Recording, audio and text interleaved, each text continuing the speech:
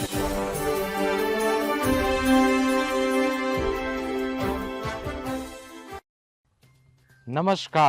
वैज्ञानिक किसान संवाद से बदलता कृषि परिवेश विकास की राह में बढ़ रहा है हमारा देश। स्वागत है आपका पूसा समाचार में। मैं डॉक्टर गिरिजा सिंह मेहरा, वैज्ञानिक कृषि प्रसार, एवं मैं डॉक्टर सीमा सांगवान, वैज्ञानिक सूक्ष्म जीव विज्ञान, पूसा संस्थान की ओर से आप सभी दर्शकों का हार्दिक स्वागत करते हैं। आगे बढ़ने से पहले मैं सभी दर्शकों से अनुरोध करना चाहती हूं कि हमारे संस्थान के चैनल को सब्सक्राइब जरूर करें और बेल आइकन दबाना ना भूलें, ताकि हमारे चैनल पर अपलोड की गई सारी वीडियोस की नोटिफिकेशन आप तक पहुंच सके। किसान भाइयों, धरती ने इस समय सुनहरी चादर ओढ़ी है। हमारी देश की प्रमुख फसल गेहूं पकने को तैयार है और खेत सुनहरे रंग के हो चुके हैं। गेहूं में कटाई के दौरान कौन कौन सी बातों का ध्यान रखना है, साथ में जो किसान भाई बीज उत्पादन करना चाहते हैं उनके लिए विस्तृत जानकारी दे रहे हैं हमारे पूसा संस्थान के विशेषज्ञ डॉक्टर राजीव कुमार सिंह।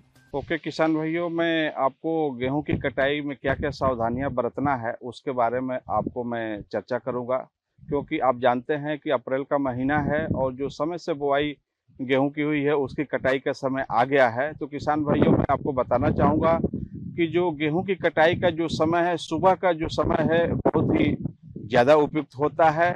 और आपको ये भी ध्यान देना है कि जहाँ पे कटाई हाथों के द्वारा, जो छोटे किसान हैं हाथों के द्वारा की जाती है, उनके फसलों को कटाई करने के बाद 3 से 4 दिन के लिए जो बंडल है खेत में छोड़ दें, जिससे कि उसमें नमी की मात्रा को जो है कम हो जाए सूखने के बाद।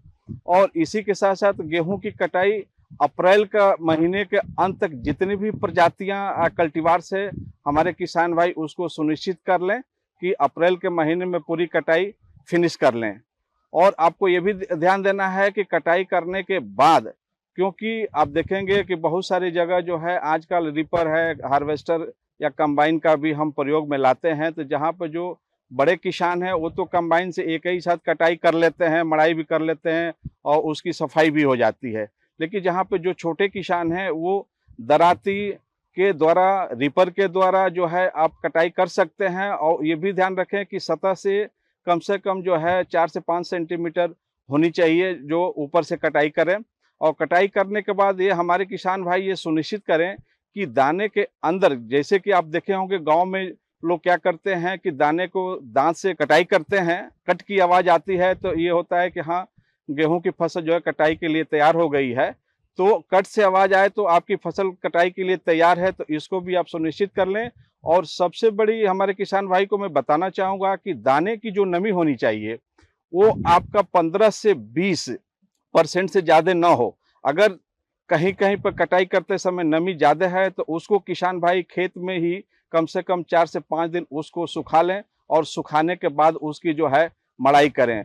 और दूसरा आपको ये भी ध्यान देना है कि कंबाइन हार्वेस्टर से कटाई करने के लिए दाने में, जैसा कि मैंने आपको बताया कि उस समय सारी प्रोसेस एक साथ हो जाती है, कटाई, मड़ाई, दाने की सफाई। उस समय जो है दाने में जो नमी की मात्रा होनी चाहिए आपका, जैसा कि मैंने पहले भी बताया है, 15 से 20% से अधिक नहीं होना चाहिए।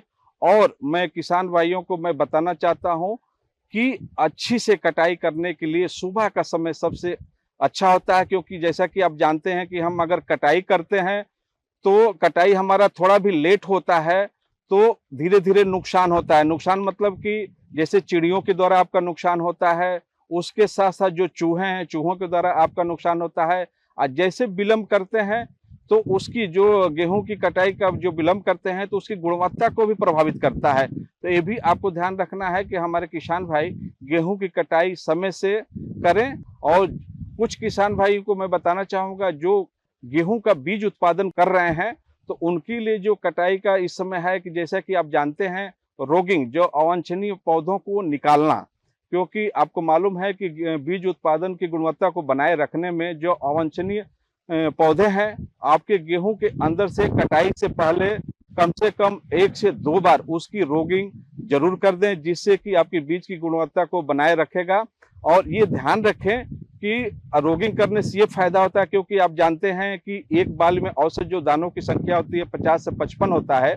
अगर उसमें थोड़ा भी अवांछित पौधों की संख्या अगर हो गई तो आप गेहूं के बीज की गुणवत्ता को प्रभावित करेगा और बीज अच्छा नहीं, उसमें मिक्सचर आ जाएगा।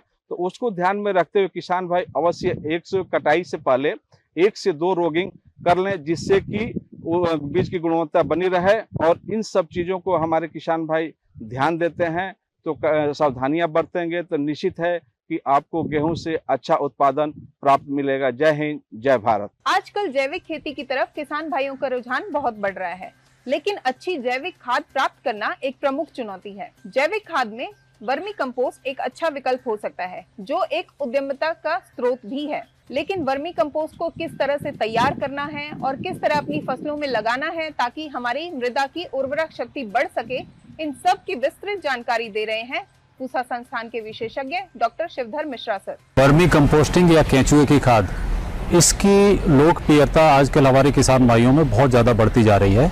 इसके अलावा ये वर्मी कंपोस्टिंग ऐसी चीज़ है कि इसको हमारे सभी किसान भाई अपने घर पर बड़ी आसानी से बना सकते हैं। जिनके पास जानवर हैं और जिनके पास जानवर नहीं भी हैं, वो भी जो व्यर्थ पदार्थ खेती के बचे कुछ हैं, उनसे वर्मी कंपोस्ट आसानी से बना सकते हैं। पूसा संस्थान ने आजकल कुछ ऐसी विधियां विकसित कर दी हैं जिससे हमारे किसान भाई जिनके पास बहुत ज़्यादा संसाधन नहीं है, वो भी बहुत अच्छे तरीके से इसको कर सकते हैं। एक तो ऐसा है कि आप सीधे सीधे अगर आपके पास कुछ भी नहीं है, तो आपके पास अगर पेड़ खड़े हैं, पेड़ के नीचे भी आप एक विंडरो या एक मेड़ जैसी बना सकते हैं, जिसकी की ऊंचाई लगभग 1.5 फीट ही रखी जानी चाहिए और जिसकी चौड़ाई 1 मीटर से 1.5 मीटर तक, जहां तक आपका हाथ पहुंच जाए उतने रखनी चाहिए। और लंबाई आपके पास जितनी जगह है उपलब्ध हो उसमें बनाना चाहिए।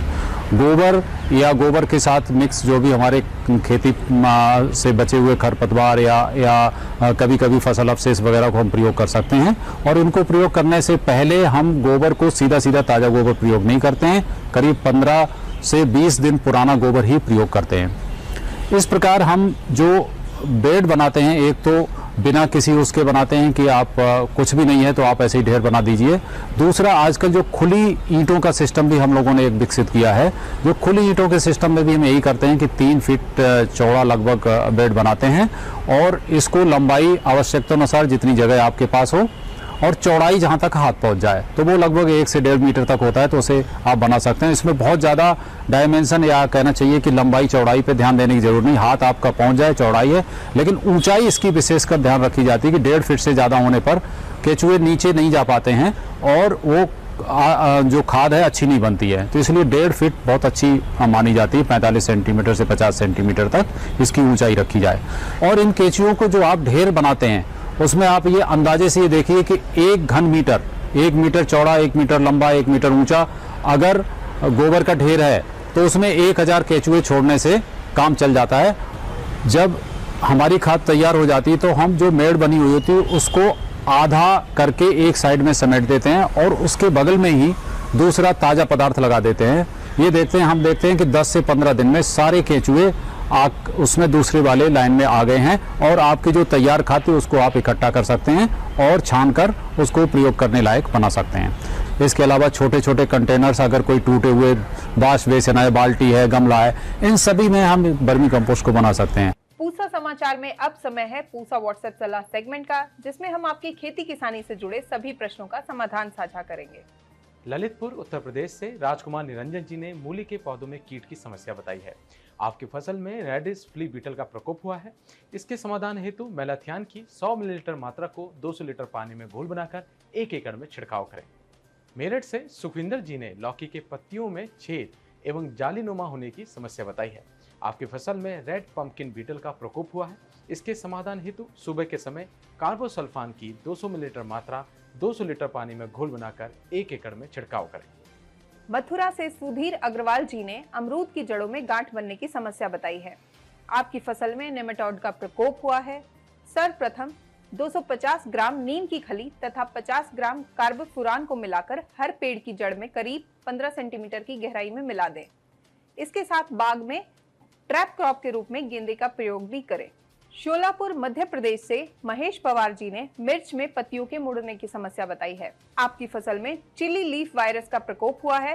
सर्वप्रथम प्रभावित पौधों को खेत से हटा दें। रासायनिक नियंत्रण हेतु डाइफेंथुरॉन की 200 ग्राम की मात्रा को 200 लीटर पानी में घोल बनाकर 1 एकड़ में छिड़काव करें। आइए सुनते हैं आने वाले सप्ताह में कैसा रहेगा देश भर में मौसम का हाल, मौसम खबर में। भारत मौसम विज्ञान विभाग द्वारा दिए गए मौसम पूर्वानुमान के अनुसार 6 से 8 अप्रैल के दौरान गंगई पश्चिम बंगाल उड़ीसा में, 7 से 8 अप्रैल को बिहार में, 8 और 9 अप्रैल को तटीय आंध्र प्रदेश यनम में, 6 से 9 अप्रैल के दौरान झारखंड में, 7 से 9 अप्रैल के दौरान तमिलनाडु पौंडीचेरी कराईकल में, 9 और 10 अप्रैल को रायलसीमा में, 6 से 11 अप्रैल के दौरान मध्य प्रदेश, छत्तीसगढ़, विदर्भ, मध्य महाराष्ट्र, मराठवाड़ा, तेलंगाना, केरल माहे में कुछ स्थानों पर वर्षा की संभावना है। 6, 10 और 11 अप्रैल को जम्मू कश्मीर, लद्दाख, हिमाचल प्रदेश में कुछ स्थानों पर वर्षा के साथ बर्फबारी की भी संभावना है।